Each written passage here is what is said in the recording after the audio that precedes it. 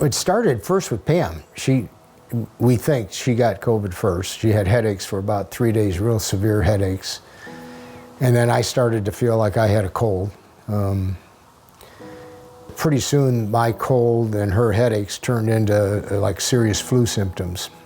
And as that got worse, we started to think, well, maybe it is COVID. And I tested positive. It was bad. So I talked to my doctor, and she said that I ought to monitor my oxygen. And normally it's in the high 90s, and it was dropping. And each day it would drop a little more. And I kept thinking I could fight through it.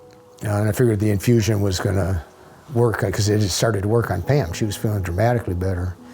And finally one morning I got up, and I was exhausted. I couldn't walk 10 feet. I didn't have to sit down. I couldn't breathe very well. So my oxygen levels had dropped into the 80s then. And I went to the emergency room, and the hospital was fantastic. Within 10 minutes of showing up at the emergency room, they had me in a bed and hooked up to IVs. It wasn't scary to me. It came on, the serious part came on so suddenly that I didn't really have time to think about what was happening to me. I don't know if Pam initiated it or who, but we had friends all over the country texting and calling in and starting prayer chains. It was overwhelming.